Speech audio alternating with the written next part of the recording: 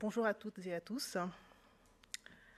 C'est avec beaucoup d'émotion que je me tiens devant vous aujourd'hui, à l'affaire, 2 ans après la précédente célébration, ici même. Donc, à mon tour de vous souhaiter la bienvenue dans ce magnifique auditorium de la Fédération des entreprises romandes de Genève. Donc, je suis Joëlle Payom, fondatrice et présidente de Résalliance, une association genevoise née en 2020 qui a initié la Journée internationale contre le harcèlement et pour l'inclusion dans le monde du travail. Notre association est née d'une épreuve personnelle qui est malheureusement partagée par 1/3 des salariés dans le monde. Le harcèlement au travail sous ses différentes formes. Mais une épreuve dont on peut sortir grandi malgré le traumatisme vécu. Résilience et alliance, les 2 mots fondateurs de Résalliance. Un réseau de professionnels pluridisciplinaires qui unissent leurs compétences au service de valeurs communes, afin d'apporter une réponse pragmatique et systémique à une problématique, elle aussi systémique. Une vision partagée, celle d'un monde du travail véritablement inclusif, respectueux de toutes les diversités qui constituent le spectre de notre humanité. Un monde dans lequel chaque individu est respecté dans son intégrité et traité avec équité. À cette vision, nous avons donné une mission, protéger notre bien le plus précieux, l'humain.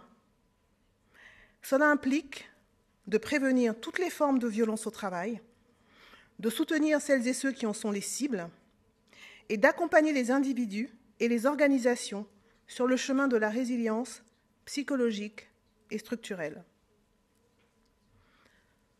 Notre approche est rassembleuse et constructive, parce que le monde du travail ne progressera que si les employeurs et les employés s'engagent ensemble. Il ne s'agit donc pas d'opposer, mais bien de réunir toutes les parties prenantes autour de la table, pour servir le bien commun, sans laisser personne de côté.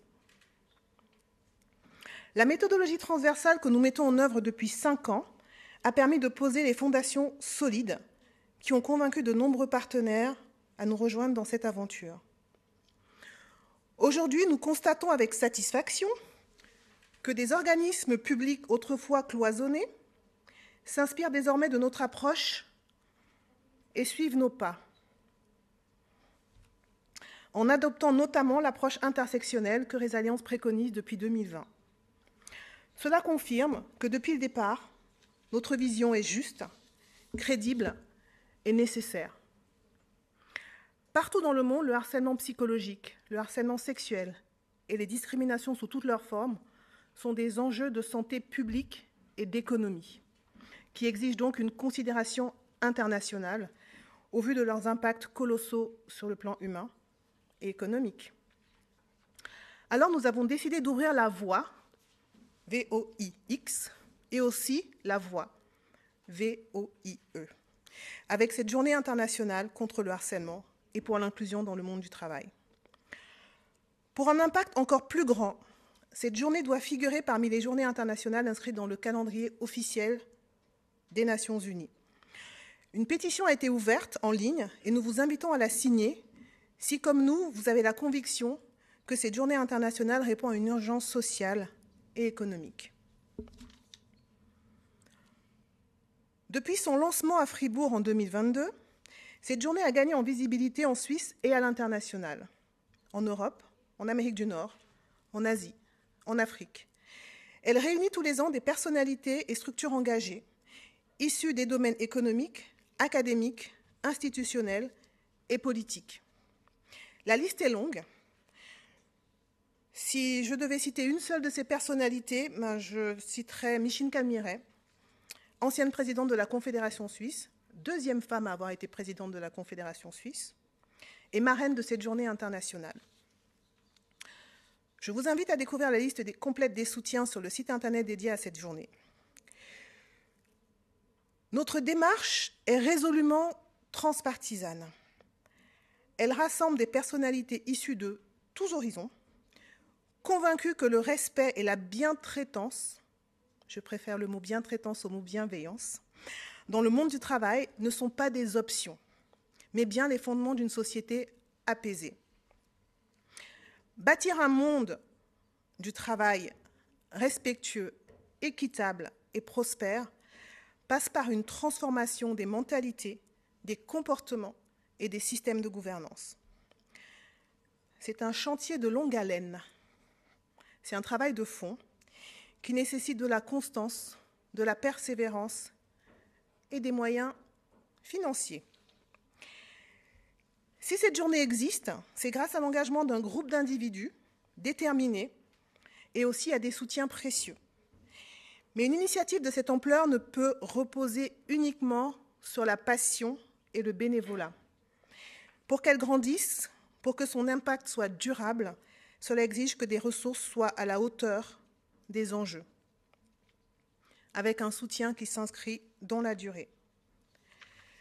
Donc je tiens maintenant à remercier ces fidèles soutiens de notre initiative, et en premier lieu notre hôte du jour, la FER Genève, donc Fédération des entreprises romandes de Genève, qui a cru à cette initiative dès 2022.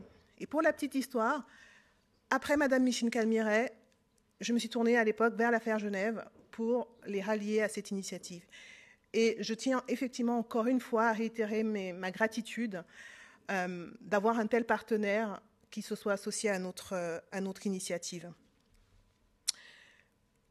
Merci également aux autres partenaires et sponsors sans lesquels l'édition 2025 n'aurait pas pu voir le jour. Alors, les sponsors, vous les voyez sur l'écran aussi. Je vais remercier déjà avant tout Résalliance, les membres de Résalliance, parce que sans vos cotisations, on ne serait pas là aujourd'hui. Et puis, il y a plusieurs membres de Résalliance qui ont effectivement travaillé, œuvré dans l'ombre sur l'organisation de cette journée. Je tiens également à remercier Structurel et Narrative of Purpose, qui sont les deux autres structures co-organisatrices.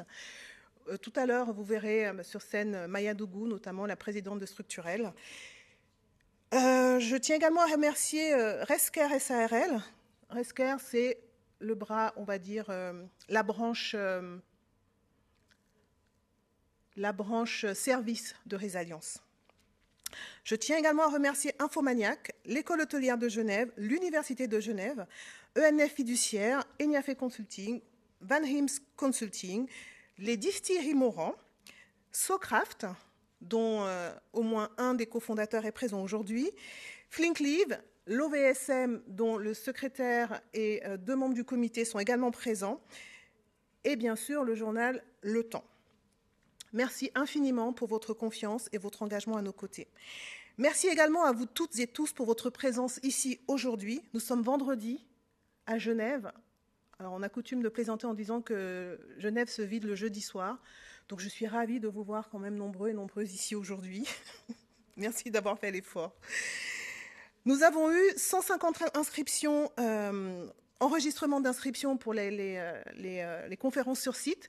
Donc, ça veut dire que les gens viennent, ils partent. Et puis, nous avons eu 120 inscriptions pour les webinaires qui ont eu lieu ce matin. C'est en fait la preuve que le sujet interpelle et mobilise. Pourtant, c'est un sujet qui reste tabou. Alors, pour ce 4e chapitre, nous avons choisi une thématique forte, quelqu'un m'a même dit ambitieuse, la paix économique, redéfinir la prospérité par l'inclusion et le respect de l'être humain. Ce thème a été défini en 2024, bien avant janvier, le 20 janvier 2025.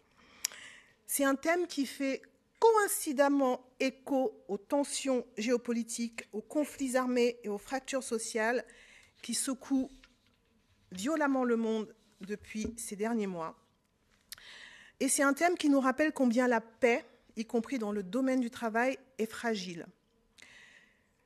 Et parce que le changement commence à petite échelle, ce thème nous invite à réfléchir à la portée de nos comportements quotidiens, à prendre conscience que nos interactions professionnelles résonnent bien au-delà des murs de l'entreprise. Un climat de travail apaisé n'est pas un luxe, c'est un pilier de la prospérité collective. Et cette prospérité ne se définit plus seulement par le profit ou la performance. Elle se mesure aussi à travers le respect de la dignité humaine et le partage équitable des ressources. En faisant de l'entreprise un espace de stabilité, de bientraitance et de responsabilité, nous pouvons individuellement contribuer à façonner un nouveau monde. Enfin, cette journée nous rappelle que la performance des entreprises et le bien-être des individus ne s'opposent pas, mais se renforcent. J'espère que les conférences à venir vous apporteront autant de plaisir que nous en avons eu à les préparer. Elles ont été conçues comme un voyage interactif d'apprentissage et d'action. Alors, je vous invite à participer activement aux échanges et je vous donne rendez-vous à 18 h pour la table ronde que j'aurai l'honneur d'animer. Je vous souhaite une excellente après-midi. Merci.